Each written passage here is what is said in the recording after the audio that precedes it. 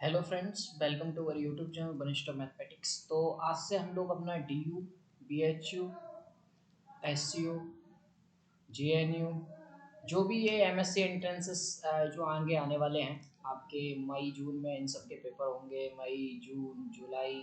ठीक है, तो ऐसे आपके पेपर होंगे। मोर ओवर डी यू और बी एच यू की बात की जाए तो हो सकता है ये अगस्त सितंबर में भी जाएंगे। ठीक है, अगस्त और सितंबर।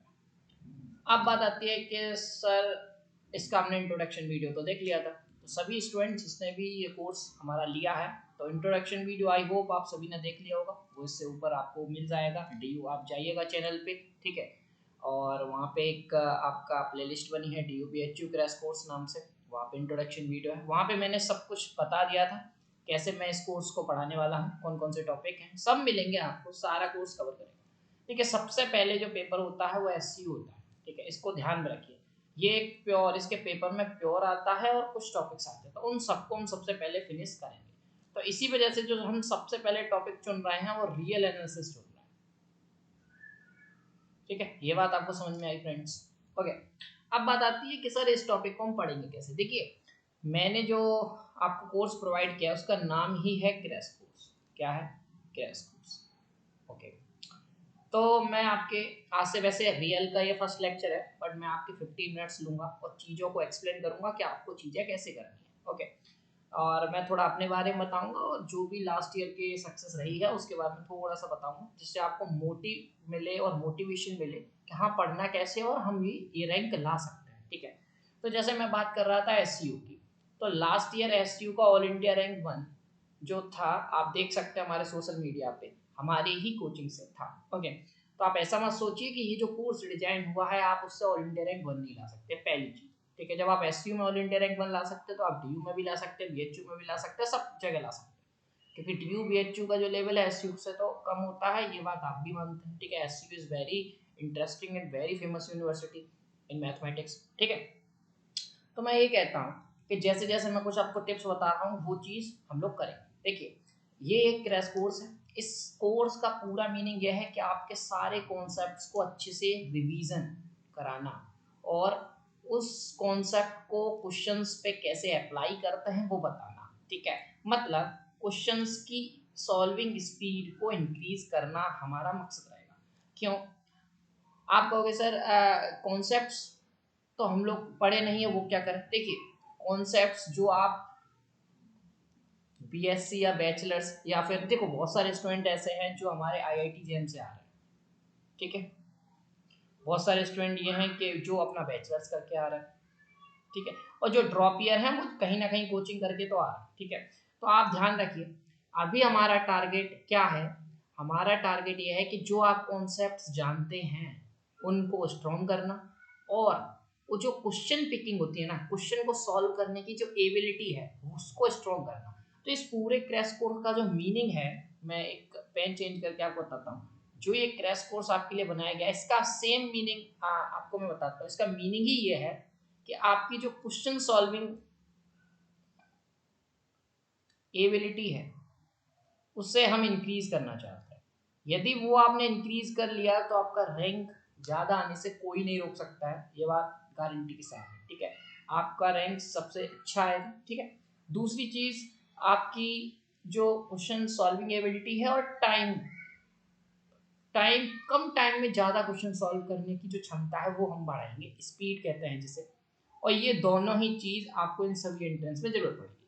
जैसे आईआईटी जब वाले स्टूडेंट कहेंगे सर हमें तो, हम तो कॉन्सेप्ट सीखते आते हुए हैं, तो हम मतलब किस पे फोकस करें? देखिए, आईआईटी जेम वाला बच्चा एक बार आईआईटी जेम निकाल सकता है, बट उसे डीयू और बीएचयू में बैठा दिया जाए तो हो सकता है वो डीयू बीएचयू नहीं निकाल पाए। उसका रीजन यही है कि वहाँ पे टाइम कम होता है। देखिए, जैसे आप जानते हैं कि आईआईटी जेम, अब बहुत सारे लोग होंगे कि कमेंट्स करेंगे सर ये तो आप बहुत गलत बात बोल रहे हैं कि आईआईटी जेम वाला बच्चा डीयू बीएचयू नहीं निकाल सकता। बिल्कुल, मैं मतलब देखो, मैं एक चीज 1% के केस में बोल रहा हूँ, 90% जो स्टूडेंट निकाल सकते हैं मैं मानता हूँ, बट जो बच्चा है मतलब एक एक दो बच्चे ऐसे होंगे जो जरूर नहीं निकाल पाएंगे। उसका रीजन समझिए। उसका रीजन ये है कि यहाँ पे जो आपको टाइम है, टाइम बहुत कम मिलता है और नंबर ऑफ क्वेश्चन आपके ज्यादा होते हैं। ठीक है, ये आप ध्यान रखिएगा। जैसे आप बीएचयू का ही पेपर उठा लीजिए, हर साल बच्चा हमसे रिक्वेस्ट करता है या शिकायत करता है कि सर मेरा पेपर ही मैंने पूरा नहीं देख पाया, ठीक है। सिंपली डीयू में भी यही रहता है कि सर मैं मतलब 40 क्वेश्चंस कर रहा था और टाइम निकल गया सर। तो आपकी जो कम टाइम है ना, वो आपका वीक पॉइंट रहेगा हमेशा। आपको ये वीक पॉइंट नहीं रहेगा आपको कौन से कॉन्सेप्ट नहीं आएगा, ठीक है। तो इस चीज़ पे ही हम लोग को काम करना है पूरे कोर्स में। तो इस टाइप से हम लोगों ने स्ट्रक्चर किया है कि आप लोग केवल इसको अच्छे से फॉलो करें, जो मैं टिप्स दे रहा हूँ उसको माने, ठीक है। क्योंकि ये ऐसे पेपर्स हैं जिसमें बहुत सारे क्वेश्चन हर साल रिपीटेड होते हैं, ठीक है। जैसे एसयू की भी बात की जाए तो सेम कॉन्सेप्ट पे क्वेश्चन बन जाता है। तो आपने पीवाईक्यू सारे अच्छे से लगाए हुए हैं तो आपका काम हो जाएगा, ठीक है। तो आगे बढ़ते हैं तो कोर्स को हम कैसे पढ़ने वाले हैं, जैसे रियल एनालिसिस में स्टार्ट करने वाला हूँ फ्रेंड्स। हो सकता है कि ये फर्स्ट वीडियो है तो थोड़ा सा राइटिंग मेरा थोड़ा सा बैड हो सकता है, बट स्टिल आने वाले लेक्चर्स में आपका राइटिंग्स का इशू नहीं रहेगा। चलिए, तो रियल एनालिसिस का जो टॉपिक है जिसको मैं आज से स्टार्ट करने वाला हूँ वो सेट्स एंड इट्स फंडामेंटल से स्टार्ट होगा, ठीक है। Sets and its fundamental. But इस टॉपिक को मैं कोशिश करूंगा कि आज काउंटेबिलिटी अनकाउंटेबिलिटी के तक करा दूं, बट ना स्टिल मैं इसके लिए आपको कम से कम 3 वीडियोस प्रोवाइड कराऊंगा, ओके। सेट्स पहली वीडियो में रहेगा, काउंटेबिलिटी अनकाउंटेबिलिटी दूसरी में। और ध्यान से सुनिए, मैं आपको कॉन्सेप्ट जो पूरा मेथड किया है मैंने वो ये कि जो वीडियोस रहेंगी, पहला हमारा काम ये रहेगा कि उन वीडियोस में सबसे पहले तो कॉन्सेप्ट्स को फिनिश किया जाए, ठीक है। कॉन्सेप्ट्स को फिनिश करने का मतलब है जो जो इसके अंदर जो भी चीजें आती हैं उन सबको अच्छे से पढ़ाया जाए आपको, ठीक है। और क्वेश्चन सॉल्विंग जो होगी, क्वेश्चन सॉल्विंग के लिए एक सेपरेट वीडियो रहेगी जिसमें मैं क्वेश्चन सॉल्व कराऊंगा अच्छे अच्छे आपको। और उसके लिए क्या होगा, उस पूरे कॉन्सेप्ट जो आपने पढ़ रखे हैं उन्हीं के ऊपर इस क्वेश्चन हम सॉल्व करेंगे अच्छे, जिसमें आपके पीवाईक्यूज भी होंगे, जिसमें न्यू क्वेश्चंस भी होंगे। मतलब कहीं भी आईआईटी जैन का भी हो सकता है, आपका एसयू का हो सकता है, आपका नेट का भी हो सकता है। तो अच्छा लेवल, मतलब आपको उससे बढ़िया लेवल सिखाऊंगा। जैसे होता है ना कि आप किसी से फाइट करने जा रहे हैं, तो आप जंगल में यदि आप पहले से ही शेर से लड़े हुए हैं, लॉइन लॉइन से आप फाइट कर चुके हैं, तो आपको बंदर से लड़ने में दिक्कत नहीं होगी, ठीक है। जैसे आपको मंकी मिल जाए बीच में, तो आपको वहाँ क्या डर है, ठीक है। तो इसी वजह से मैं कह रहा हूँ यदि मैं आईआईटी जैम, टीआईएफआर और नेट वगैरह के क्वेश्चंस आपको इतना इजीली सॉल्व करना बता दूंगा, तो आपको फिर डीयूबीएचयू का क्वेश्चन में कुछ रह नहीं जाएगा, ठीक है। बट मैं आपसे एक रिक्वेस्ट करूंगा, आपको क्या करना है अपनी तरफ से, आपको इन सभी एंट्रेंसेस के, ये आपका काम है और हमसे पूछिएगा, ठीक है। आपको इन सभी एंट्रेंसेस के पीवाईक्यूज प्रीवियस ईयर क्वेश्चंस लगाने हैं, ठीक है। और ये सारे पेपर्स आपको जो प्रोवाइड कराएगी वो हमारी टीम कराएगी, ठीक है। आपने यदि हमारा बैच लिया है, हमारा कोर्स लिया है, तो आपको ये सारे क्वेश्चन, सारे पेपर्स हमारी टीम आपको जो पेड ग्रुप आपका बनाया गया होगा, ठीक है, तो पेड ग्रुप में आपको प्रोवाइड कराए जाएंगे। So don't worry. चलिए, तो ये सब तो चीज़ें रहीं, और बीच बीच में मैं आपको बताता जाऊँगा कैसे क्या है, कैसे क्या चीज़ें करनी चाहिए, कैसे नहीं करनी चाहिए। तो लेट्स स्टार्ट। हो सकता है ये वीडियो आपकी पब्लिक रहे क्योंकि ये फर्स्ट वीडियो है, और जिसने भी अभी तक कोर्स परचेज नहीं किया है, कोर्स परचेज कर लीजिए। बहुत ही ब्यूटीफुल कोर्स बनाया है हम लोगों ने, बहुत ज़्यादा मेहनत किया है आप लोगों के लिए। तो आई होप आपको पसंद आएगा। सबरे टॉपिक्स, ज़्यादा से ज़्यादा टॉपिक्स हम लोग कवर करेंगे जिससे आपकी रैंक बहुत अच्छे से अच्छी हो पाए, ठीक है। उन क्वेश्चंस को लाएंगे जो क्वेश्चंस बहुत अच्छे लेवल के हैं और जिनसे आप बहुत कुछ सीख सकते हैं। एक क्वेश्चन आपको बहुत कुछ सिखा के जाएगा, ऐसे ऐसे क्वेश्चंस आपको कराएंगे, ठीक है। चलिए, तो let's start with the lecture 1, ठीक है। तो ये रियल का लेक्चर 1 है, जिसमें फर्स्ट ऑफ ऑल सबसे पहले आती है डेफिनेशन सेट, ठीक है। तो बहुत सारे स्टूडेंट को ये होगा, सर ये आप यहाँ से क्यों स्टार्ट कर रहे हैं, ठीक है। मेरे को हर बच्चे को लेके चलना है, चाहे वो लोअर लेवल है चाहे वो अपर लेवल है, ठीक है। तो अपर लेवल जो भी बच्चे ये सोच रहे हैं कि सर ये बहुत छोटे से आप चल रहे हैं, तो परेशान ना हो, इसी वीडियो में इतना लेवल ऊपर ले जाऊंगा मैं कि आप कहेंगे हाँ सर लेवल है, ठीक है। तो आपको क्या है, बेसिकली मैं एक रिवीजन करा रहा हूँ। तो बहुत सारे स्टूडेंट नोट्स बनाना चाहते हैं तो नोट्स बना सकते हैं। ये एक तरीके का ये हो सकता है कि आप एक तरीके के नोट्स ऐसे हो सकते हैं, ये जो मैं बनाऊंगा आपको, कि आप लास्ट टाइम पे पढ़ जाएं जल्दी से और काम तमाम कराएं, और यही होता भी है, ठीक है। तो आप चाहे नोट्स बना सकते हैं कॉपी पेन लेके, और जो स्टूडेंट के बैचलर्स के अच्छे खासे नोट्स बने हैं तो आप उनको खोल के अच्छे से समझिए कि चीज़ें कैसे होती हैं, एंट्रेंस में किस वे से पढ़ना होता है, तो वो सब आपको एनालिसिस करना है। और जो भी चीज़ें होती जाएंगी वो मैं बताता जाऊँगा। तो बेसिकली हमारा जो पैटर्न ये है कि हम वीडियोस पहले अपना इस पूरे टॉपिक के सारे कॉन्सेप्ट फिनिश कर लेंगे, उसके बाद हम क्वेश्चंस पे जाएंगे और अच्छे अच्छे क्वेश्चंस करेंगे, उसकी एक सेपरेट वीडियो आपको दी जाएगी। बट आपको क्वेश्चंस लगाते रहना है, आपको 100% क्वेश्चन लगाना है, क्वेश्चन नहीं आएगा आपको ग्रुप में पूछना है, ठीक है। तो लेट्स स्टार्ट। तो सबसे पहले डेफिनेशन आती है, देखो सेट की डेफिनेशन जिस जिसको आती है पॉज करिए, थोड़ा सोचिए, जिसको नहीं आती फिर भी सोचिए। तो मैं लिख देता हूँ, तो मैं कलर चेंज करता हूँ और लिखता हूँ a well defined collection of distinct objects, ठीक है, इज कॉल्ड सेट। तो मतलब बेसिकली यदि आप देखा जाए तो सेट की कोई डेफिनेशन है नहीं, उसका रीजन बताऊंगा। देखिए इस कोर्स में हम लोग कोई भी चीज़ प्रूफ वगैरह नहीं करेंगे, और मैं आप सभी से कहूंगा कि कोई भी बुक्स वगैरह फॉलो ना करें, ठीक है। आप अपने जो बैचलर्स के नोट्स हैं, आप अपने जो आपके आईआईटी जैम में यदि आपने लिए हैं तो वहाँ जो भी स्टूडेंट आईआईटी जैम की प्रिपरेशन करके आए हैं और जिनका नहीं हुआ तो आईआईटी जैम वाले नोट्स आर सफिशिएंट, उसको आप अच्छे से पढ़िएगा, हमारी जो वीडियोस हैं उससे आप कंपेयर करिएगा, आप उनका रिवीजन करिएगा, क्वेश्चंस लगाइएगा, बस हो जाएगा सिलेक्शन, परेशान ना होइएगा, ठीक है। तो a well defined collection of distinct objects is called set, ठीक है। अब यहाँ पे अब मैंने अब बोला कि ये जो है जो डेफिनेशन है पूरी नहीं है, ठीक है, इस चीज को समझिए, उसके बाद हम आगे बढ़े। ये वेल डिफाइंड मतलब वेल डिफाइंडनेस की बात की जा रही कलेक्शन पे, ठीक, और ऑब्जेक्ट जो होने चाहिए वो डिस्टिंक्ट होने चाहिए। तो what do mean by well defined here, okay. तो वेल डिफाइंड जो भी है वो लिख लीजिए। वेल डिफाइंड का मतलब है वही mean there is no confusion, मतलब एम्बिग्यूटी। इसका मतलब है कि यदि सपोज आपको कॉन्ट्रडिक्शन मिल जा रहा है, जिस बात को आप कह रहे हो वही बात बाद में आप उसी स्टेटमेंट से गलत कह दे रहे हो। मतलब आगे आप कह रहे हो कि श्याम जो है, श्याम राम का भाई है, ठीक है, पर बाद में आप कह रहे हो कि राम जो है वो श्याम का भाई नहीं है। तो दिस इज द कॉन्ट्रडिक्शन, और ये एम्बिग्यूटी जो है वो नहीं आनी चाहिए, तो वो जो है वो सेट नहीं रह जाएगा, ठीक है। तो this is the meaning of well definedness, okay.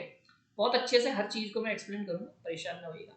Collection तो आप जानते ही हो, किसी चीज को इकट्ठा करने को कलेक्शन कहते हैं, बट उसके आगे जो ये वर्ड लगा है ना वेल डिफाइंडनेस, ये बहुत इंपॉर्टेंट है। तो आप समझे वेल डिफाइंडनेस क्या होता है।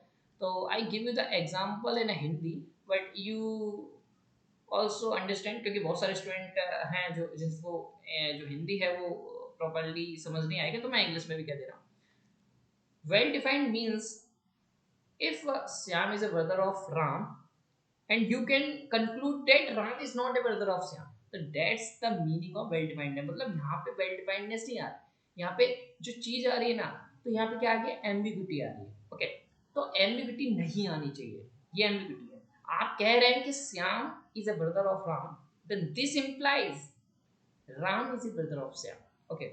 so this is the fact, this is the well definedness, okay। अब आगे बढ़ते हैं। तो वेल डिफाइंडनेस दोबारा मैं बताता हूँ, well definedness is there is no confusion, मतलब कोई कंफ्यूजन नहीं होनी चाहिए रिगार्डिंग इंक्लूजन और एक्सक्लूजन, ओके। तो अभी मैं एक एग्जांपल और दूंगा, तो उससे आपको आई थिंक बेटर एक्सप्लेन होगा, चलिए, ओके। तो वेल डिफाइंडनेस समझे, डिस्टिंक्ट ऑब्जेक्ट्स का मतलब तो आप जानते ही, तो वो डिस्टिंक्ट पर कॉमन, ओके। चलिए, तो example collection of all bad students in a class। अब आप बताइए क्या ये सेट है। एक और मैं लिखता हूं, ये आपका टास्क है, ये दो एग्जांपल दे रहा हूं, क्या ये सेट है, ठीक है। Collection of all those student who get more than 75% marks, okay. तो अब यहाँ पे आपको एक पहली बात तो डेफिनेशन पढ़नी है, उसके बाद आपको अभी देखिए हो सकता है बहुत सारे स्टूडेंट को लग रहा है सर बहुत स्लो पढ़ा है, थोड़ा स्टार्टिंग है, थोड़ा रुकिए, बहुत स्पीड पकड़ाएंगे, परेशान होंगे। तो collection of all bad students in A class, इसका मतलब क्या है, यहाँ पे बैड स्टूडेंट पूछा गया है, क्या ये आपका वेल डिफाइंड चीज है। बैड स्टूडेंट मतलब सपोज कोई बहुत अच्छा लड़का है बट उसने आपसे लड़ाई कर रखी है, ठीक है, तो आप उसे तो गलत ही कहोगे ना, ओके, बट पूरे क्लास उसको क्या कहेगा, बहुत अच्छा है, क्योंकि उसने पूरे क्लास से दोस्ती कर रखी है, ओके।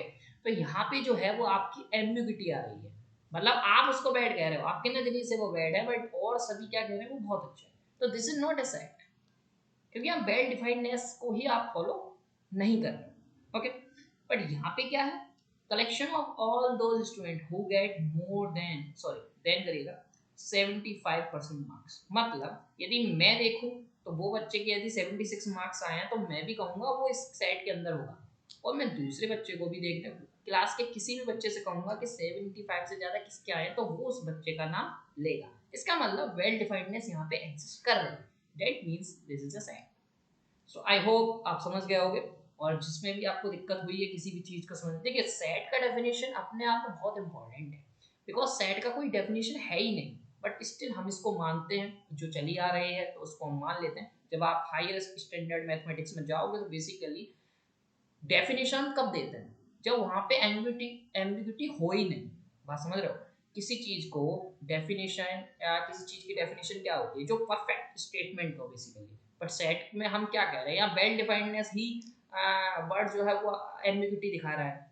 तो हम किसी भी चीज को जब वहाँ डेफिनेशन में ही एम्बिग्यूटी आ रही है, कंफ्यूजन हो रहा है, तो वो उसकी मेन डेफिनेशन हो ही नहीं सकती, बस हम ये है कि मान रखें, ओके। तो इस चीज का ध्यान रखना, जब आप आगे जाएंगे इन हायर मैथमेटिक्स तो आपको इस चीज का सामना करना पड़ेगा, ओके। चलिए, तो नेक्स्ट बात करते हैं, सेट हमने पढ़ लिया, अब बात आती है सबसेट, ओके। सबसेट क्या है, सबसेट है ए बी एनी सेट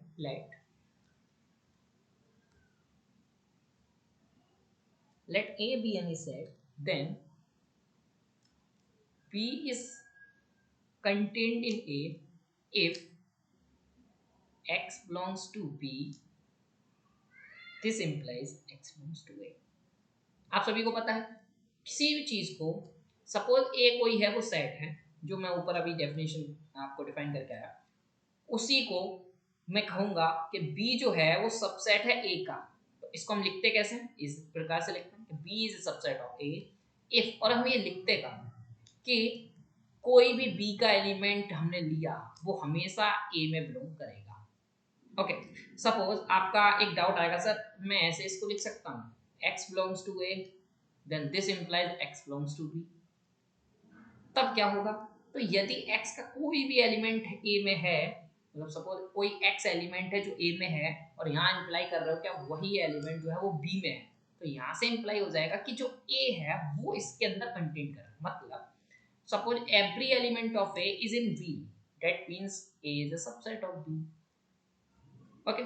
चलिए, तो ये छोटी छोटी डेफिनेशंस हैं, तो इसको मैं थोड़ा थोड़ा ही टाइम दे रहा हूँ। एम्प्टी सेट, तो एम्प्टी सेट ऐसा सेट कि जिसमें कोई भी एलिमेंट्स नहीं होता, ठीक है, पहली चीज। इसकी डेफिनेशन आपको खुद लिखनी है, ठीक है, तो आप लिख लीजिए, मैंने बताया कि ऐसा सेट जिसमें आप ना तो आप ये मानिए कि ऐसा सेट जिसमें कोई भी एलिमेंट नहीं होता, सिंपली डेफिनेशन, ठीक है, कि जैसे डेफिनेशन लिखना चाहे तो a set with no elements, ठीक है, तो this is a very simple definition with empty set and this is represent as fine, okay. और हम इसको डिनोट भी करते हैं, सॉरी ये तो वो हो गया, ठीक है, बट यदि आप एग्जैक्ट देखोगे तो इसका जो साइन होता है वो इस टाइप का होता है, ठीक है, बट हम लोग इसको डिनोट में चलाते हैं, तो आप इसको चलाइए आराम से, but for correct information this notation is for empty set. आप कभी भी देख लेना, जो फॉरेन राइटर्स हैं वो इसी को नोटेट करते हैं, इसको नहीं करते हैं, वो फाई जो है वो एक फंक्शन है, okay.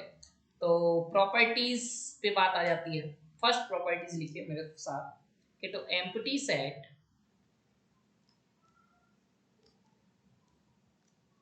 is subset of every set, subset of every set, empty set is a subset of every set, okay, so ये ऑब्वियस है, इसमें कोई किसी को दिक्कत नहीं होनी चाहिए। तो नोट डाल लो या फिर प्रॉपर्टीज डाल लो, और यहां से क्या कह सकते हैं, अब बात आते हैं, सेट हो गया आपका, सबसेट हो गया आपका, एम्प्टी सेट हो गया। अब बात आती है पावर सेट पे। Okay, power set is the most beautiful set और मोस्ट पावरफुल सेट। तो इसको हल्के में बिल्कुल मत लीजिएगा, बहुत अच्छा सेट है ये। चलिए, let A B any set, basically इसकी डेफिनेशन आप लिखना चाहो तो collection of all the subset of A set A is called a power set. ठीक है, तो वही हम लिखने जा रहे हैं कि collection of all those subsets which is collection of all those elements which is a subset of A। ठीक है, तो this is the definition of A power set, कि जैसे आप जिसका पावर सेट ले रहे हो उसके सारे सबसेट्स इसके अंदर होगा, इंक्लूडिंग ए ऑल्सो, क्योंकि यहाँ प्रॉपरली कंटेंट नहीं है। देखो हाँ, ये चल कंटेनमेंट को भी आप दो जगह लोग लिखते हैं, जैसे मैं इसको कहता हूँ कि बी जो है वो ए को भी इक्वल ले सकता है, दिस इज प्रॉपरली कंटेंट नहीं है, इसको मैं कहता हूँ कि ये कंटेंट है। जब बहुत सारे लोग कहते हैं कि प्रॉपरली कंटेंट, तो वो इसको काट देते हैं, बट मैं डिनोट करूंगा ऐसे कि प्रॉपरली कंटेंट या इक्वलिटी का साइन नहीं होगा। ठीक है, तो अपने अपने नोटेशन है, बोथ आर करेक्ट। यदि आप इसको भी काट रहे हो तो वो भी सही है, हो सकता है मैं कभी कभी इसको नोटेट कर दूं, तो दिस इज योर चॉइस। तो यहाँ पे जब ये इक्वलिटी लग रही है, इसका मतलब क्या है कि इसके पास ए भी आ रहा है तो सब कुछ आ रहा है। ठीक है, तो ऑल दी सबसेट ऑफ ए जो है उसका सारा कलेक्शन ले लो, तो कलेक्शन क्या बोलेंगे, collection of all the subsets of A is called power set of A. ठीक है, तो बहुत इंपॉर्टेंट सेट है। अब जैसे सपोज इसकी थोड़ी एक प्रॉपर्टी पे भी बात कर ले। सपोज ए की जो कार्डिनलिटी है, देखिए आज की वीडियो आपकी करीब 1 घंटे की होगी, बट आगे वाले जो आने वाले लेक्चर्स हैं, या फिर हो सकता है मैं इसमें कम पढ़ा पाऊंगा क्योंकि मैंने ऊपर ज़्यादा टाइम ले लिया था, तो उसके बाद हम लोग आगे बात करेंगे। ठीक है, नेक्स्ट सपोज ए की ए जो है उसकी कार्डिनलिटी एम है। मैं जल्दी से बता देता हूँ, मतलब पावर सेट अच्छा चीज़ है इसलिए मैं आपको बता रहा हूँ। आपने एक फॉर्मूला पढ़ा होगा एक्स एन करके, ये होता है एन सी जीरो। ठीक है, एक्स एन सी जीरो 1 क्योंकि एक्स की power 0, plus n C 1 x 1 plus n C 2 x 2 plus dot dot put x बराबर 1। ठीक है, जब आप पुट करोगे तो यहाँ आएगा 2 की पावर n, और जब आप यहाँ पुट कर दोगे तो यहाँ आएगा n C 0 n C 1 n C 2 plus dot dot dot. Okay, अब यहाँ पे है क्या, ये c क्या रिप्रेजेंट कर रहा है, तो मैं बता देता हूँ। c is for combination, combination permutation आपने पढ़ा होगा इन योर 12th क्लास। ठीक है, तो कॉम्बिनेशन का मतलब क्या है, आप n जो भी कार्डिनलिटी आप देखिए, यहाँ पे मैंने n मान लिया था, बट आप यहाँ पे n लेके चलिए क्योंकि कार्डिनलिटी में n लिया। ठीक है, मतलब ये कि मैं यहाँ पे कहना क्या चाह रहा हूँ इसको समझिए। ये जो चीज है इसमें क्या है, आप n एलिमेंट्स में 0 एलिमेंट चूज करके जो सबसेट बना रहा है। ठीक है, इसका मतलब क्या है, आप n एलिमेंट से 1 एलिमेंट लेके जितने सबसेट बना रहा है, आप n एलिमेंट से 2 एलिमेंट्स लेके कितने सबसेट बना रहे हैं, और अप टू n एलिमेंट में से n एलिमेंट लेके जितने सबसेट बना रहे हैं। तो ये चीज है क्या बेसिकली, और इन सबको मैं जोड़ भी रहा हूँ, तो ये होनी क्या पावर सेट, ये क्या है, ये पावर सेट को रिप्रेजेंट कर रहा है। मैंने क्या बोला था कि ऑल दो कलेक्शन ऑफ ऑल दो सबसेट ऑफ ए, तो वही तो मैं नीचे कर रहा हूँ। सबसेट बनता कैसे है, सपोज कोई एक सेट है 1 2 3, तो इसके सबसेट में देखूँ तो ओनली 1 एलिमेंट को लेके बनाया गया, ये भी एक सबसेट है। मैं 2 एलिमेंट को लेके बना दूँ, ये भी एक सबसेट है। मैं 3 एलिमेंट को लेके बना दूँ, अब 3 से ज़्यादा तो नहीं ले सकता क्योंकि वो तो सेट की प्रॉपर्टी ऑलरेडी करेगा। सपोज मैं 1 2 2 3 ले लूँगा, क्योंकि सेट में जो एलिमेंट होते हैं वो रिपीट नहीं होते। तो are you understand what I am saying here, कि 0 एलिमेंट लेके बनाया तो नंबर ऑफ सबसेट्स आ जाएंगे, चॉइसेस आ गए, मतलब मेरे पास जो चॉइस है वो सबसेट को रिप्रेजेंट करते हैं। तो इन सब का एडिशन भी क्या रिप्रेजेंट करेगा, पावर सेट ऑफ ए को रिप्रेजेंट करेगा। इसीलिए पावर सेट ऑफ ए की जो कार्डिनलिटी है वो कहता है कि 2 की power n if cardinality of A is equal to n. अभी मैं बता दूंगा मैं किसको, बहुत सारे स्टूडेंट ये भी क्वेश्चन पूछ सकते हैं सर कार्डिनलिटी किसको बोल रहे हैं। कार्डिनलिटी वैसे इसको मैं बाद में डिफाइन करूंगा, क्योंकि ये जो कार्डिनलिटी वर्ड है इसको दिया था आपका काइंटर सेट, जो कैंटर है बहुत अच्छे मैथमेटिशियन थे, उन्होंने दिया था। तो मैं अभी यूज कर लेता हूं क्योंकि मेरे को आदत पड़ी हुई है, बट शुरू में आपको नहीं बताना है। या आप कह सकते हो कि नंबर ऑफ एलिमेंट्स ऑफ ए जो है वो n दिया गया हो, तो पावर सेट में जो नंबर ऑफ एलिमेंट्स की संख्या होगी या फिर नंबर ऑफ एलिमेंट्स होंगे वो 2 raise to the power n। तो ये आपको फॉर्मूला मैंने ड्राइव फटाफट करा दिया। अब यहीं से एक क्वेश्चन रेज होता है, क्या पावर सेट ऑफ ए कभी भी एम्प्टी हो सकता है? ओके, तो दिस इज योर क्वेश्चन। तो आप सोचना, एक फुल स्टॉप लगाइए फटाफट, मैं बता देता हूँ। Power set of A is equal to 2 raise to power n, और n जो है यदि आप यहाँ पे suppose cardinality of A is also 0, क्योंकि देखो किसी भी सेट की कार्डिनलिटी नेगेटिव तो नहीं हो सकती, तो 0 ले सकते हैं। If you put 0 here then you get 1, so there is never equal to 0, so you can't say power set of a is empty, so this is not possible. Okay, so power set of a is always non empty. Okay, तो नीचे के statement लिख दो या फिर आप हमेशा note बना के लिखो। लेकिन मैं बोल रहा हूं कि power set of A is non empty, ठीक है, तो कभी भी ये एम्प्टी नहीं होता है। आगे बढ़ जाते हैं। तो आपने सेट डिफाइन कर लिया, आपने सबसेट डिफाइन कर लिया, आपने पावर सेट डिफाइन कर लिया, आपने काउंटिंग ऑफ पावर सेट देख लिया, ठीक है। अभी बात आती है फंक्शन पे। देखिए फंक्शन को हम बहुत अच्छे से तब पढ़ेंगे जब हम अपना फंक्शन ऑफ वन वेरिएबल के कॉन्सेप्ट्स कर रहे होंगे। ओके, बट अभी हम सिंपली देख लेते हैं, फंक्शन डिफाइन वन कर लेते हैं, बट इसके आगे जो और भी चीज़ें फंक्शंस में होती हैं वो सब चीज़ें हम बाद में पढ़ेंगे, ठीक है। तो जिन बच्चों को फंक्शंस की डेफिनेशन पता है वो अपना रिपीट करें, एक बार पॉज करके मैं स्टार्ट करता। Let A B any B two set, कोई भी टू सेट है, एनी वर्ड यहाँ पे मैंने लिखा नहीं है, लिख लेना आप। Okay, B any two set, then f such that a to b is called a function if for all x belongs to a there exists unique y in b such that f of x is equal to y। मतलब आपको कोई दो set लेने हैं और उसको इस type से यदि कोई f है वो a टू b बन रहा है, इसको हम फंक्शन कहते हैं। इफ अब जो आया है हम इसको फंक्शन तभी कह सकते हैं जब ये होल्ड्स करेगा, क्या कि कोई भी element for any element in A, मतलब आप ए का कोई भी एलिमेंट ले लो, उसके लिए जो जब आप उस पर f ऑपरेट करोगे उसके लिए आपको b में कोई ना कोई इमेज मिलनी ही चाहिए, ठीक है। तो this is the meaning of the function, ठीक है, तभी आप उसको फंक्शन कहोगे। यदि इमेज ही एग्जिस्ट नहीं कर रही है तो आप उसको फंक्शन नहीं कहोगे। तो यहाँ पे जब इमेज आपका, देखो आपसे अभी क्या बोला गया कि हमेशा आपको यूनिक इमेज मिलनी चाहिए, तो आपको यूनिक सोचो, आपको यूनिक इमेज कब नहीं मिलेगी, जब ये सेट आपका क्या हो 5 हो जाए या फिर ये सेट 5 हो जाए। तो यहाँ पे आप कह रहे हो कि यूनिक हमेशा मिलनी चाहिए, तो आपके ऊपर रेस्ट्रिक्शन क्या आ गई, यहाँ पे लगाओ रेस्ट्रिक्शन कि A B is never non, ठीक है। आप कभी भी ए और बी को एम्प्टी नहीं ले सकते, A be never empty. Okay, single मतलब दोनों को ही नॉन एम्प्टी होना पड़ेगा, कोई एक भी होगा तो भी नहीं बना सकते आप कोई फंक्शन, कोई दोनों होंगे तो भी नहीं आप बना सकते।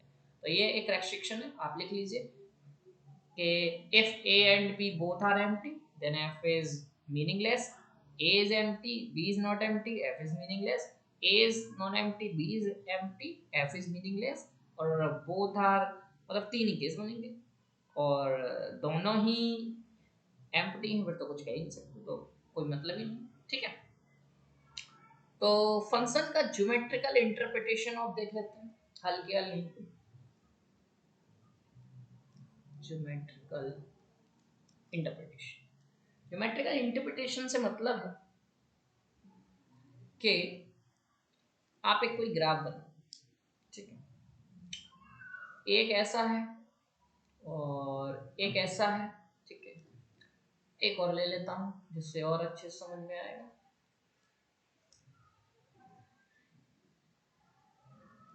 ठीक, एक ऐसा है, ग्राफ है, कैसे भी बन सकते हैं। अब इसमें से आपको बताना है कि कौन सा, सपोज आपको कोई फंक्शन दे रखा है और पूछ रहा है कि ये फंक्शन है या नहीं। आप कैसे पता करें ये फंक्शन है या नहीं, ग्राफ से कैसे बताएं, ठीक है। ये है इसका ज्योमेट्रिकल रिप्रेजेंटेशन। आपको सिंपली कुछ नहीं करना है, बाई एक्सिस के पैरेलल लाइन खींचनी है, ठीक है। बाई एक्सिस के पैरेलल लाइन खींचनी है, आपको कुछ नहीं करना, बाई एक्सिस के पैरेलल लाइन खींचनी है। This is the very simple concept. By axis के पैरेलल लाइन जैसे ही आप खींचोगे, आपको बस ये देखना है कि वो जो ग्राफ बना है उसको कितने टाइम्स कट कर रही है। इसको खींचा one time one time one time one time, यदि वो एग्जैक्टली वन टाइम कट कर रही है देन इट इज यस, वो फंक्शन बनाएगा, वो फंक्शन है, ठीक। अब आप यहाँ देखो, ये ग्राफ ऐसा था, इसको भी one one one one one, ये फंक्शन है। जब आप इससे पे आओगे तो ये यहाँ पे तो वन टाइम कर रहे हैं, बट यहाँ पे वन टू, ठीक है। तो ये आपका फंक्शन नहीं बनेगा, ठीक है। तो आप मेरी बात समझ रहे हैं, फंक्शन क्या बन सकता है, कौन नहीं बन सकता है। तो कोई भी कर्व आपको दिया गया है, कोई भी ग्राफ आपको दिया गया है, उसके पैरेलल आप लाइंस खींचिए, ठीक है। This is a very simple concept, आपको बस याद कर लेना, ठीक है। तो कभी कोई पूछ लेता है कि आपको एक ग्राफ देके पूछ सकता है, कोई बड़ी बात नहीं, तो एक सिंपल सा कॉन्सेप्ट है, ज्योमेट्रिकल इंटरप्रिटेशन कहते हैं इसे। सो आई थिंक आप समझ गए होंगे। अब हम काउंटिंग ऑफ फंक्शन देख लेते हैं, ठीक है। तो सपोज ए टू बी आपका कोई फंक्शन है, और सपोज ए की कार्डिनलिटी n है एंड बी की कार्डिनलिटी आपकी m है, ठीक है। तो नंबर ऑफ फंक्शंस कितने होंगे, ये कॉन्सेप्ट है। तो सब लोग जानते हैं कि कार्डिनलिटी ऑफ कोडोमेन पे पावर कार्डिनलिटी ऑफ डोमेन होता है। तो कार्डिनलिटी ऑफ बी पे पावर कार्डिनलिटी ऑफ ए, और यहाँ से m पे पावर है। बट स्टिल मैं आपको थोड़ा सा मैपिंग से बता देता हूँ जिससे आपको और इजी हो जाएगा। तो 1 2 dot dot up to n और 1 2 dot up to m। Simply कुछ नहीं होता है, आप नंबर ऑफ फंक्शंस डिफाइन कर रहे हो तो आपके पास जब भी आप कोई फंक्शन डिफाइन करोगे तो हर एक के पास m चॉइसेस रहेंगी। आप इसको डिफाइन करो तो भी आपके पास m चॉइस, तो हर एक के लिए जब m चॉइस जाओगे, ठीक है, तो यहाँ से आपकी जो क्या कर रहे हो आप, m पहले वाले के लिए आपको m, फिर m चाहिए, फिर m चाहिए, तो कितने हैं आपके पास, n टाइम्स आप जा रहे हो, तो आपका क्या आ गया m की पावर n। तो बहुत वेरी सिंपल कॉन्सेप्ट, ओके। कोई दिक्कत होती है आप मेरे को पूछ सकते हो ग्रुप पे आके, कोई इशू नहीं। दिस इज वेरी सिंपल, बस एक आपको एक आइडिया देना था कैसे बता देते हैं वो बता दिया। 1 to n है या 1 to m है, हर एक के लिए आपके पास चॉइसेस m है, ठीक है। आप हमेशा एक फंक्शन डिफाइन ऐसा कर पाओगे, ठीक है। तो आपका जो m cross m up to n times, okay. चलिए, काउंटिंग ऑफ फंक्शन आपने देख लिया। अब फंक्शन की प्रॉपर्टीज होती हैं 1 1, तो 1 1 फंक्शन कौन सा होता है, ठीक है। तो मैं बार बार डेफिनेशन तो नहीं लिख रहा हूँ, तो मैं आपको डायरेक्टली बता दे रहा हूँ, सब लोग को पता है। यदि कोई टू मैपिंग डिफाइन कर लेता हूँ ना, ए टू बी, यहीं पे मैं 1 1 के साथ 1 2 भी बता दूंगा, और उन दोनों की एक साथ फिर हम काउंटिंग भी देख लेंगे, ठीक है। तो ये सारी चीजें आप नोट करते जाइए। सपोज कोई फंक्शन एफ है जो ए टू बी है, ठीक है, और cardinality of A is equal to n कर लो और cardinality of B is equal to m कर लो। अब आपसे कहा जा रहा है कि 1 1 है, 1 1 की क्या कंडीशन होती है वो मैं आपको बता दूँ। For all x1 x2 belongs to a, यदि आपके कोई दो एलिमेंट सेम नहीं हैं देन दिस इंप्लाइज कि उनकी इमेजेस भी आपकी सेम नहीं होंगी। Got it. यदि आपके दो एलिमेंट सेम नहीं है, सपोज आप ए से कोई दो एलिमेंट्स ले रहे हैं जो सेम नहीं है, तो आपकी उनकी जो इमेजेस हैं वो सेम नहीं होगी। और वाइस वर्सा आप ये भी कह सकते हो कि यदि दो एलिमेंट सेम हैं तो उनकी इमेज भी आपकी सेम होगी। बहुत सारी चीज़ों में आपका यही स्टेटमेंट लगेगा और बहुत जगह ये लगेगा, और दोनों ही 1 1 का है, कॉन्ट्रा पॉजिटिव लिखा हुआ है, ठीक है। तो ये आपका हो गया डेफिनेशन, ओके। तो काउंटिंग पे अभी आएंगे, अभी ऑन टू की बात कर लेते हैं कि सेम है या फिर काउंटिंग बता दें। पहले काउंटिंग देख लेते हैं, ठीक है, पूरा पूरा करके चलते हैं फिर एक्सप्लेन कर लेंगे। तो एक मैपिंग बना लो। ओके, यहाँ से आप जो कार्डिनलिटी ले रहे हो वो एन ले रहे हो, 1 to 1, 1 2 up to n, 1 2 up to m, ठीक है।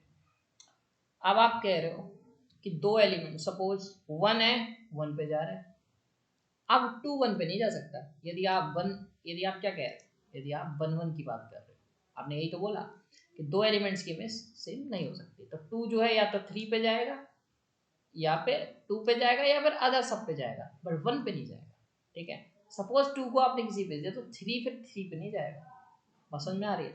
इसका मतलब क्या हुआ कि जितने सेट के पास एलिमेंट है उससे तो ज्यादा ही इस सेट के पास होने चाहिए, वरना ये 1 1 फॉलो नहीं होगा। मेरी बात समझ में आई आपको?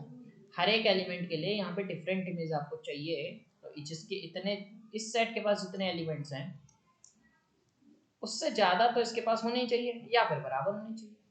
बराबर हो या ज़्यादा हो, इसका मतलब इस सेट के पास कितना था n, इस सेट के पास कितना था m, इसका मतलब ये सेट यदि ये 1 1 है तो या तो ज़्यादा होगा और इक्वल हो जाए, दो ही कंडीशन है। तो हमेशा जब भी 1 1 होगा तो आपको ये करना पड़ेगा कि cardinality of A is always less than equal to cardinality of B. Got it? तो यहाँ से भी आप 1 1 बता सकते हो। यदि आपको मैपिंग आपको डिफाइन नहीं समझ में आ रही है कि दो एलिमेंट्स लेके आप नहीं शो कर पा रहे हो, तो आप यहाँ से भी बता सकते हो कि ये 1 1 होगा कि नहीं होगा। Got it? तो अब बात करते हैं कि सपोज आप एक और चीज़ बताओ, सपोज के कार्डिनलिटी ऑफ बी कम हो, तो क्या कभी ये 1 1 हो सकता है? कभी नहीं हो सकता। ये सेट मतलब ये कि यदि नीचे ले लो, यदि कोई मैपिंग ए से बी पे डिफाइन है और इस सेट की जो कोडोमेन है उसकी कार्डिनलिटी कम है कार्डिनलिटी ऑफ ए से, क्या ये कभी 1 1 होगा? ये आपका टास्क है और इसका आंसर जो है वो नो है। तो इसका रीजन मैं ऊपर बता चुका हूँ, अच्छे से सुनो और फिर अपना ध्यान रखो। जिसको नहीं आता है वो मेरे को आके पूछ सकता है ग्रुप पे ये क्यों 1 1 नहीं है। यदि मैं कार्डिनलिटी ऑफ बी ज़्यादा लूंगा, कार्डिनलिटी ऑफ ए कम लूंगा, तब ये 1 1 क्यों नहीं है। आप सभी को मैं नहीं कहूँगा कमेंट बॉक्स में बताओ, क्योंकि this is a very simple question, but उनसे कहूँगा जिसको ये समझ नहीं आया वो जरूर मेरे से आके पूछ लो। बहुत वेरी सिंपल क्वेश्चन, ठीक है। इसका आंसर मैंने बता दिया नो, क्योंकि ये 1 1 नहीं होगा। यदि जब ये case there doesn't exist any function which is 1 1 from a to b if the cardinality of b is greater than the cardinality of the cardinality of cardinality of b is less than the cardinality of a, okay, तभी 1 1 नहीं होगा। अब बात आते हैं number of 1 1 function. Number of 1 1 function, तो ये एक थोड़ा सा लॉन्ग प्रोसीजर है, तो मैं आपको डायरेक्ट काउंटिंग का फॉर्मूला आपको बताता हूँ कि नंबर ऑफ फंक्शन जो हैं वो गिनते कैसे हैं, तो उसको आप याद कर लीजिए। वो मैं एवेल्युएट नहीं कराऊंगा, जिसको देखना है तो वो बुक्स फॉलो कर सकते हैं। मैं भी आपको रियल एनालिसिस की बुक्स भी बता देता हूँ, पर मैं प्रेफर करूँगा इस एग्जाम के लिए आपको बुक्स जो है वो फॉलो नहीं करनी चाहिए। तो 0 और MCN फैक्टोरियल जो उसकी चॉइसेस लेते हैं, ठीक है। तो यहाँ पे जो n है वो आप कार्डिनलिटी ऑफ ए है और जो m है वो कार्डिनलिटी ऑफ ए वाला कार्डिनलिटी ऑफ बी। मतलब आप जब ए टू बी डिफाइन करोगे तो आप इसी में से तो चॉइस लोगे, इसीलिए आप MCN लिख रहे हो, ओके। और फैक्टोरियल n क्यों लिख रहे हो? क्योंकि जो मल्टीपल इसके जाएंगे, ठीक है। और ये 0 कैसे आया? क्योंकि ये रिवर्स है, रिवर्स में तो कोई भी फंक्शन ही एग्जिस्ट नहीं करता, तो इसके मतलब 0 हो गया, ठीक है। और ये अब मैं बुक्स बता देता हूँ। एक एसके मप्पा है, वो मैं इस पूरे कोर्स में फॉलो करूंगा। This is very good book. आप इस सविता अरोड़ा भी फॉलो कर सकते हैं यदि जो बिगिनर है, ठीक है। रूडिन भी मैं करूंगा बट अभी नहीं करूंगा, वो सीक्वेंट सीरीज या फिर फंक्शन ऑफ वन वेरिएबल करूंगा या फिर रीमान में करूंगा, ठीक है। तो Rudin is not for yours, वो एक बहुत ही स्टैंडर्ड बुक है, तो चीज़ें उससे बहुत क्रिटिकल हो जाएंगी, तो वो हम नहीं चाहते आपको इतना क्रिटिकल, ठीक है। आपका कोर्स या फिर आपके जो पेपर्स हैं वो अलाउ नहीं करते कि उस बुक से आप फॉलो करें। बुक्स हमें फॉलो करने दीजिए, मैं आपको बुक्स से ही फॉलो करके बढ़िया सा पढ़ाऊंगा, परेशान ना होइएगा। आप फॉलो बुक्स ना करिए, आप नोट्स करिए बस, ठीक है। ठीक है, तो मेरा एक क्वेश्चन है आप सभी के लिए, इफ कार्डिनलिटी ऑफ ए बराबर 4 एंड कार्डिनलिटी ऑफ बी बराबर 3, तब आपका आंसर क्या होगा। और एक क्वेश्चन ये है कि कार्डिनलिटी ऑफ ए बराबर 5 एंड कार्डिनलिटी ऑफ बी बराबर 6, तब आपका आंसर क्या होगा। तो ये आप कर लीजिए, जिसको ये क्वेश्चन नहीं आए वो मुझे बता दीजिएगा। तो मैं ऐसे क्वेश्चंस आपको देता रहूँगा, बट मैं जो क्वेश्चंस कराऊंगा सॉल्व, ये सारे क्वेश्चंस के आंसर भी मैं देखूंगा, मतलब आप लोगों का रहा तो मैं वीडियो में सॉल्व करा दूंगा। वैसे ये बहुत सिंपल क्वेश्चन है, आपको इसके वन आपको एक मैपिंग डिफाइन कर देता हूँ ए टू बी। तो आपको कार्डिनलिटी दी गई है, आपको बताना है कि इस फंक्शन के पास कितने वन नंबर ऑफ फंक्शन होंगे, ठीक है। तो आप करिएगा इस चीज को, ठीक है। अब बात करते हैं ज्योमेट्रिकल इंटरप्रिटेशन ऑफ वन, ठीक है।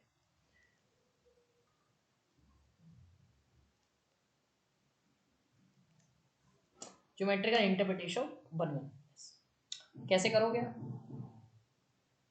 बताता हूँ। आप एक ग्राफ बना लो,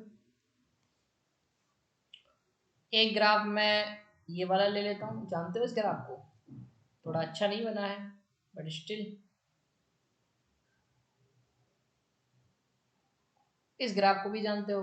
तो फर्स्ट ऑफ ऑल इस ग्राफ को देखता हूँ, ये कौन सा ग्राफ है, फटाफट बताइए। e की पावर x, ठीक है, ये sin x। मैंने नेगेटिव पे नहीं बनाया है, वो बात अलग है, आप बढ़ा लेना, बट हमारा टास्क ये नहीं है, हमारा टास्क दूसरा है। देखिए आपको पहले मैंने क्या बताया था, ज्योमेट्रिकल रिप्रेजेंटेशन ऑफ फंक्शन में क्या आप वाई एक्सिस के पैरेलल डालो, बट यहाँ पे क्या रूल है कि आप एक्स एक्सिस के पैरेलल डालो, ओके पूरे। और ये जो फंक्शन है, ये जो फंक्शन जो आपने ड्रॉ किया है वो ओनली वन टाइम कट करना चाहिए। तो आप जब इसे देखोगे, इस वाले फंक्शन को, ये वन टाइम ही कर रहा है हर पॉइंट पे, तो ये तो वन वन हो गया, बट क्या ये वन वन है। तो आप जानते हो कि sin x function is not one one, because every n pi, every positive multiple of pi, this function is goes to 0, so this is not one one, because एक से ज्यादा वैल्यूज पे सेम वैल्यू दे रहा है या same image दे रहा है, तो वन वन तो हो नहीं सकता ना बाय डेफिनेशन। तो this is the geometrical representation, okay. I think you got it. अभी बात करते हैं ऑनटूनेस की, कि फंक्शन ऑन टू कब होगा, ठीक है। और ऑन टू के बाद हम लोग इसका रिप्रेजेंटेशन देखेंगे, काउंटिंग देखेंगे, ठीक है। और फिर मैं देखता हूँ कि आपको फिर आगे बढ़ाना चाहिए कि नहीं, क्योंकि हो सकता है ये वीडियो थोड़ा सा लंबा हो गया, तो आज की वीडियो में तो फिर उधर तक ही रख सकते हैं, बट ऑन टू की डेफिनेशन आप देख लीजिए। ऑन टू का डेफिनेशन सिंपल है कि कोई दो नॉन एम्प्टी सेट हैं जो सबसेट है आर के, वो मैं लिख नहीं रहा हूँ। तो आप जब आप ये देखो, आप ये जब मैं मैपिंग डिफाइन करूँ ना, तो आप अपना ऑब्वियस लेके चलो या आप लिख के बैठो के और बी तो नॉन एम्प्टी होंगे और सबसेट होंगे। अभी हम आर पे बात कर रहे हैं, तो this is a subset of R, ठीक है। तो क्या कह रहा था मैं, इसको आप कहते हैं onto if for all y in B there exist x in A such that f of x बराबर वाई। मतलब ये बहुत लोग कंफ्यूज हो जाते हैं इसको देख, मेरे को समझ नहीं आता क्या, पर आप समझ लीजिए। आपने कोई सपोज बी पकड़ा, ठीक है, आप बी का कोई भी एलिमेंट उठाओ, उसके लिए आपको एक ना एक एलिमेंट इसमें ऐसा मिलना चाहिए कि जिसपे आप एफ लगाओ और आपको वो एलिमेंट मिल जाए, बात खत्म। मतलब बी, सपोज आपने ये एक सेट लिया, एक सेट लिया, इसका एक एलिमेंट उठाया, ये एलिमेंट किसी ना किसी की सेट में प्री इमेज बन रही हो, मतलब सपोज आपने ए बी सी लिया, यहाँ पे ले लिया 1 2, ठीक है। तो 2 सपोज जब ये मैपिंग ले लिया आपने एफ, तो जब आप 2 है, 2 कब आ रहा है जब आप सी पे ऑपरेट कर रहे हो, 1 कब आ रहा है जब आप ए पे ऑपरेट कर रहे हो। सपोज 2 जब भी आ रहा है जब आप बी पे ऑपरेट कर रहे हो, तो बी पे ऑपरेट करने पे भी 2 आ रहा है, ए पे ऑपरेट करने बना रहा है, सी पे ऑपरेट करने पे भी 2 आ रहा है, तो ये जो फंक्शन होगा ये ऑन टू हो गया। बात आई समझ में, मतलब ऑन टू कब होगा कि इस सेट के पास ये जो है कोडोमेन, इसके पास कोई ऐसा एलिमेंट नहीं रह जाए जो खाली रह जाए, मतलब कोई इमेज ही ना मिले इसे। जैसे ऐसा ABC 1 2 3, इसका इमेज है, इसका इमेज है और इसका ही इमेज है, यही तो था। और 3 यहाँ खाली रह गया, 3 यहाँ खाली रह गया। तो जब खाली रह गया तो ये इसको आप नहीं कह सकते कि ये क्या होगा ऑन टू, ये ऑन टू नहीं होगा, नॉट ऑन टू। बट तो ऑन टू कब होगा कि इस ये जो कोडोमेन है उसमें सभी एलिमेंट्स किसी ना किसी की इमेज बन जाए। सबसे सिंपल डेफिनेशन, किसी ना किसी की इमेज बन जाए, खाली ना रहे। ठीक है, अब मैं इसे कहता हूँ ये ऊपर वाला सेट 1 1 है, नहीं है क्योंकि दो एलिमेंट्स की इमेज सेम हो रही है, तो नॉट 1 1। तो आपको एक काउंटर मिल गया कि यदि कोई कहता है कि फंक्शन हमेशा 1 1 ऑन टू हो सकता है, तो आपको एक काउंटर है कि नहीं, फंक्शन कोई नेसेसरी नहीं है कि वो 1 1 है तो ऑन टू भी होगा या ऑन टू है कि 1 1 होगा। आपके पास एक एग्जांपल है जो 1 1 नहीं है बट ऑन टू है। और नीचे आप आओगे तो एक ऐसा भी एग्जांपल है कि वो फंक्शन तो है बट वो ना तो 1 1 है और ना ही वो ऑन टू है। तो मैंने दो एग्जांपल आपको ऐसे दे दिए जिसमें आपको ये समझ में आ गया कि यदि कोई फंक्शन है तो कोई जरूरी नहीं वो 1 1 ऑन टू दोनों हो। ठीक है, या कोई जरूरी नहीं यदि वो 1 1 है तो ऑन टू भी हो, या कोई जरूरी नहीं वो ऑन टू है तो 1 1 भी हो। बट हाँ, एक एग्जांपल आप कह रहे हो वो नहीं दिया, यदि वो 1 1 है वो ऑन टू ना हो, बना लो। ये आपका टास्क है। चलो ये क्वेश्चन भी आपको देते हैं, आप लोग बताइएगा, मजा आएगा चीजें सीखने में। आप लोग बताइएगा कि आप लोग कितना इंटरेस्ट है रखते हैं कि मैं आपको ज़्यादा से ज़्यादा, ये कमेंट बॉक्स में जरूर बताइएगा कि आपको एक्सरसाइज करने में मज़ा आएगा कि नहीं। ये तो खैर सिंपल से कॉन्सेप्ट है बट आगे फ्यूचर में तो अच्छे अच्छे कॉन्सेप्ट आने वाले हैं, तो उसमें आपको एक्सरसाइज चाहिए कि नहीं। आपको एक एग्जाम्पल बनाना है जो आपका 1 1 हो बट नॉट ऑन टू। ठीक है, तो ये आपका एग्जाम्पल कंस्ट्रक्ट करना है, कोई भी हो सकता है, हजारों लाखों एग्जाम्पल है, परेशान ना हुई, कोई फंक्शन बनाना आप। ठीक है, अभी बात हमने डेफिनेशन की कर ली। अब बात आती है कि फंक्शन जब आप a टू b डिफाइन कर रहे हो और आप कह रहे हो इज ऑन टू, तो आप इस पे क्या कह सकते हो। Suppose cardinality of a is n, cardinality of b is m। जैसे मैंने अभी बताया कि इसमें कोई भी एलिमेंट ऐसा नहीं बचना चाहिए कि वो खाली हो, तो उसका मतलब हर एक को एलिमेंट करने के लिए इसमें प्री इमेज तो चाहिए ही चाहिए ना। ठीक है, इसका मतलब ये है कि कोई भी एलिमेंट खाली ना बचे, इसका मतलब जितने एलिमेंट ही हैं उतने यहाँ पे चाहिए चाहिए, चाहिए कि नहीं चाहिए, बोलो। बात समझ में आई? तो दिक्कत हो जाएगी, क्यों? क्योंकि सपोज यहाँ पे 3 एलिमेंट हैं तो यहाँ पे 2 हैं, तो आप ऐसा तो कर सकते हो कि तीनों को 2 पे कर लो, तो क्या आपका ऑन टू बनेगा, बताइए। सपोज जैसे आपके 1 2 3 है तो यहाँ पे ए बी है, तो आप आराम से ए पे कर लो, इसको कर लो, हो गया। सपोज ये आपका क्या बोलते हैं ए बी सी है। ठीक है, ध्यान समझना, आप इसका चले गए, आप इसका चले गए, अब इस पे लगाने से ये इमेज दे सकता है, ध्यान रखना, ये भी इमेज देगा, कोई नेसेसरी थोड़ा ना है। आप सपोज आप 2 पे लगाया और इसने बी दिया है, क्या आप 2 पे फिर से लगाओ सी दे देगा? नहीं देगा। आप यदि, ध्यान समझना इस चीज को,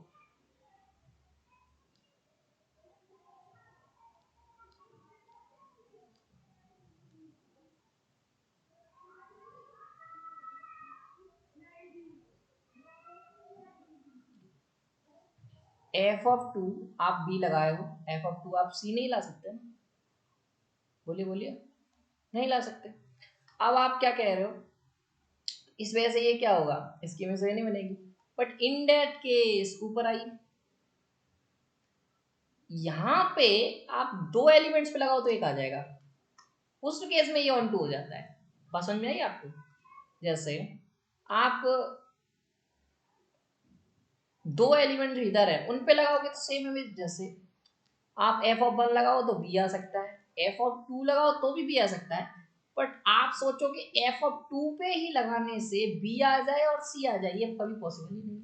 आप फंक्शन ही नहीं बनेगा। फिर वही बात हो गई ना कि आपने फंक्शन बनाया ए पॉइंट पे भी सेम वैल्यू है, ठीक है, बी पॉइंट पे भी सपोज आपके एक्स एक्स एक्स कोई लाइन है, ए है बी है, ए और बी पॉइंट पे no no no no function की वैल्यू ए पॉइंट पे ये भी है और ये भी है, गलत बोल गया, हाँ एक पॉइंट पे दो वैल्यूज दे रहा है, तो आप जब पैरेलल लाइन डालोगे तो ये दो बार कट कर गया ना, तो ये फंक्शन ही नहीं बचा। आपको कॉन्ट्रडिक्शन समझ में आया कि जब आप, मैं अच्छे से बनाता हूँ, आई होप जो स्टूडेंट थोड़े से वीक हैं तो उनको दिक्कत आई होगी, मैं एक बार अच्छे से बनाता हूँ, इसको छोड़िए। देखो मैं ये समझाने की कोशिश कर रहा हूँ आप सभी को कि यदि आप एफ ऑफ ए पे बी वैल्यू दे रहे हो तो एफ ऑफ सी पे आप बी वैल्यू नहीं दे सकते, बिकॉज यदि आप एफ ऑफ ए पॉइंट पे आपकी बी वैल्यू आ रही है और आप कह रहे हो कि आपकी नहीं नहीं नहीं no no no no, this is not the case. यहाँ तो दे सकते हो, दो अलग अलग पॉइंट पे सेम इमेज आ सकती है, दिस इज करेक्ट, वेट, हाँ या सेम पॉइंट एफ ऑफ ए बराबर बी और एफ ऑफ ए बराबर ही आपको सी देना होगा, राइट। तो ए पॉइंट पे आपने बी दिया, अब आप उसी फंक्शन से आप एक सी पॉइंट ले रहे हो, और मैंने आपको फंक्शन का डेफिनेशन क्या बताया था, आपको पैरेलल लाइन खींचना है बाई एक्सिस के, जब आप पैरेलल खींचोगे तो ये पॉइंट कटा ये पॉइंट कटा, और आपको कितना बार काटना था, वन बार, तो फंक्शन ही नहीं बचेगा। ओके, तो यहाँ पे बहुत कंफ्यूजन रहता है कि आप किस में बात कर रहे हो। तो दो एलिमेंट्स, यदि इस एलिमेंट की इमेज यदि ये बन गया है तो इस एलिमेंट की इमेज फिर ये नहीं बनेगा, ध्यान रखना। बट दो एलिमेंट की इमेज सेम हो सकती है, ठीक है, बट ये ध्यान रखना आप। ओके, तो इस वजह से ये ऑन टू नहीं होगा, गॉट इट। तो ऐसे आप ध्यान रखिएगा। तो काउंटिंग के लिए आपको क्या चाहिए, मतलब आपका फिर ये हो गया कि आपको जितने एलिमेंट्स यहाँ हैं उससे ज़्यादा तो यहाँ चाहिए या उसके बराबर चाहिए, ठीक है। तो जैसा 1 1 में हमने क्या देखा था कि ये वाले सेट के पास कम हो, ये वाले के पास ज़्यादा, बट ऑन टू में हो गया रिवर्स, ए के पास क्या हो, ज़्यादा हो, और बी के पास क्या हो, कम। Got it.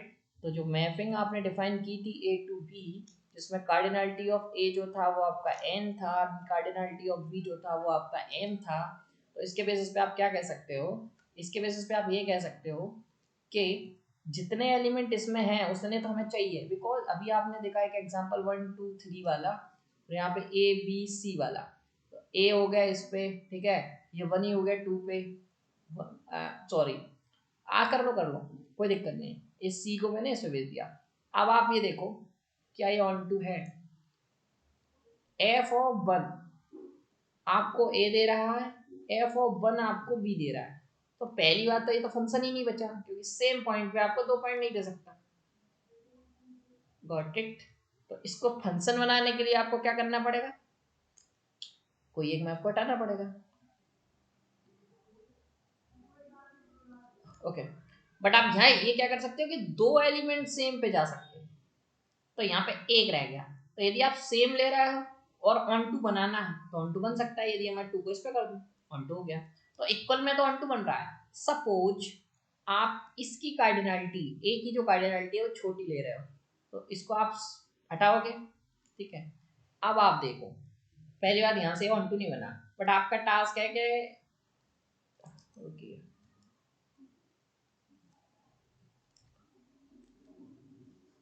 जब आप ए की कार्डिनलिटी आप कम ले रहे हो, बी की ज़्यादा ले रहे हो, तो क्या ये ऑन टू बनेगा।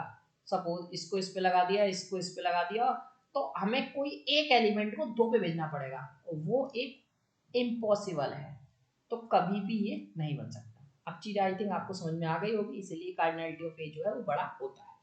चलिए, तो इसमें थोड़ा ज़्यादा टाइम मैं जानबूझ के ले रहा हूँ, जिससे मैं अपना आप लोगों के साथ कनेक्शन बैठा पाऊँ कि मैं मेरा समझाने का जो तरीका है वो कैसा है और आपको कैसे समझना है, ठीक है। ज्योमेट्रिकल इंटरप्रिटेशन, उसके बाद हम बताएंगे कि कैसे आप कोई मैपिंग दी गई हो तो आप number of onto functions कैसे निकाल सकते हैं, ओके। तो ऑन टू नेस और वन वन नेस जो भी है, ये इनका एक ऐसे भी कह सकते हो कि ये ना डोमेन को डोमेन पे बड़े डिपेंडेंट करते हैं, ठीक है, तो ये ध्यान रखना, ओके। सपोज एक कोई ग्राफ है ये टाइप का, ठीक है, और एक ग्राफ कोई ले लो अच्छा खासा, ये ग्राफ किसका होता है, एक्स क्यूब। ओके, तो अब आपको देखो डेफिनेशन ये कहती है कि आप एक्स एक्सिस के पैरेलल लाइन खींचिए, ठीक है, पूरे आर पे आप एक्स एक्सिस के पैरेलल लाइन खींचिए। अब आपको क्या कहना है,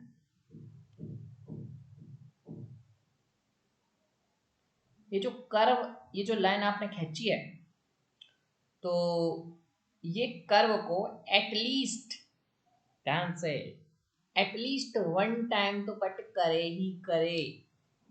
गॉट इट? मतलब आप पूरे आर पे लाइन खींचे जा रहे हैं, तो ये जो लाइन है इस कर्व को at least, at least, at least word is important.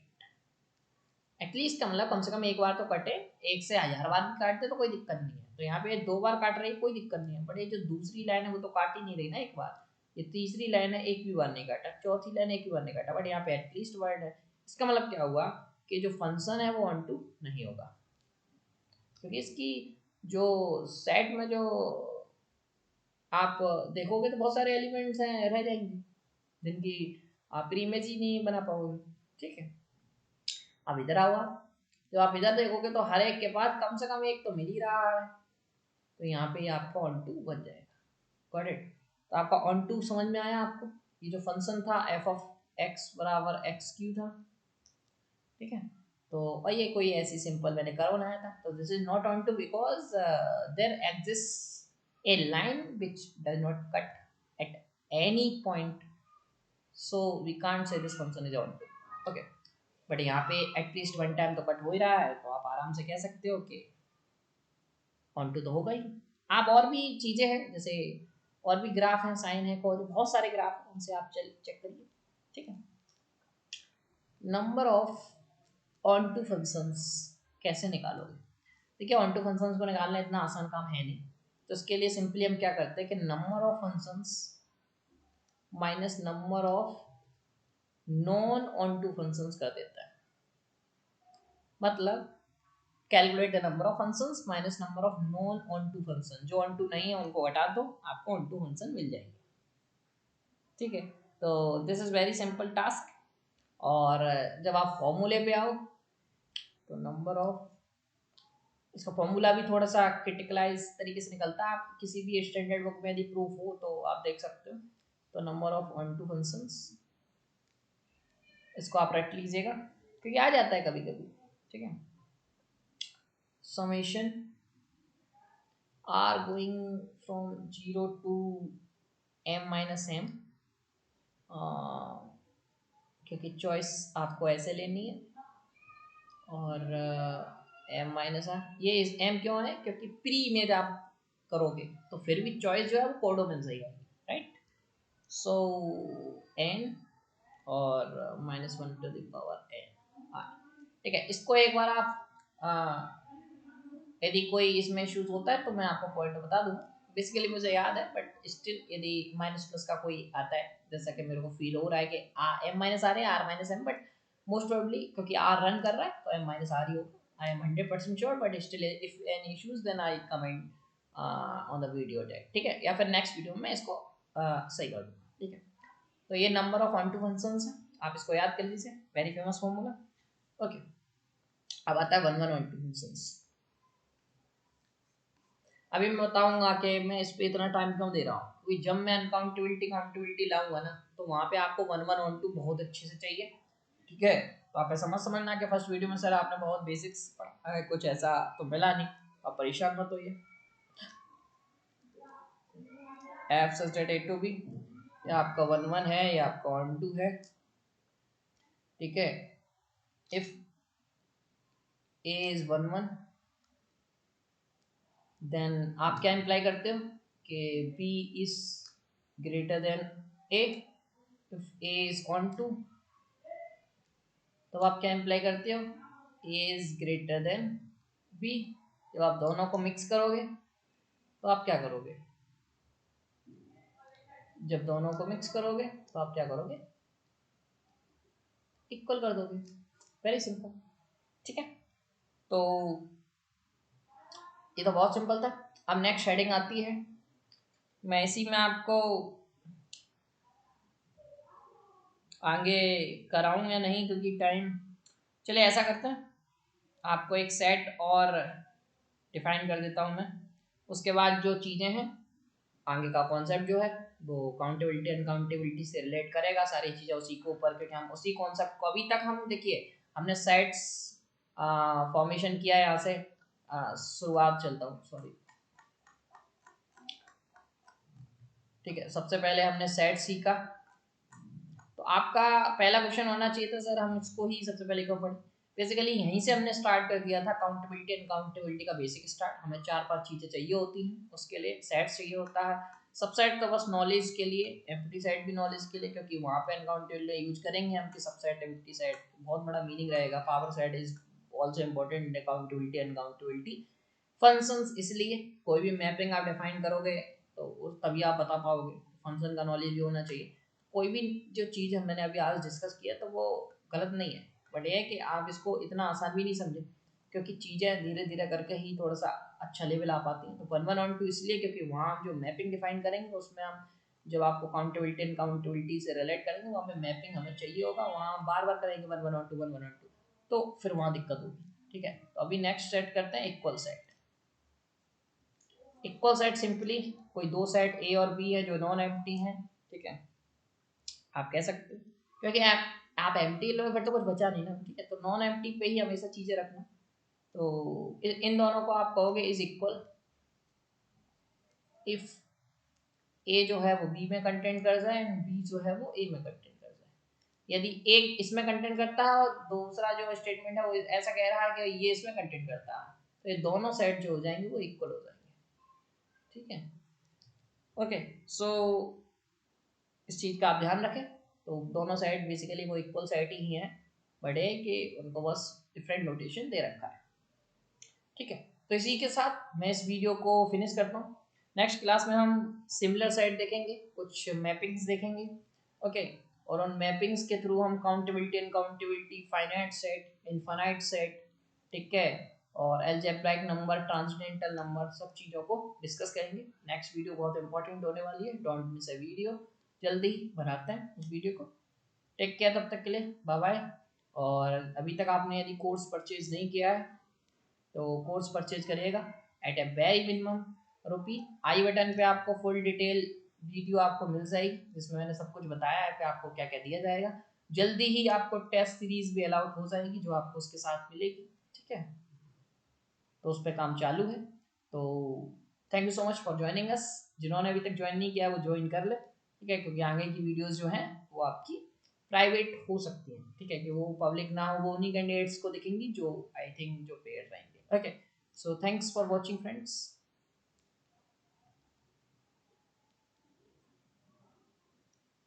Bye bye.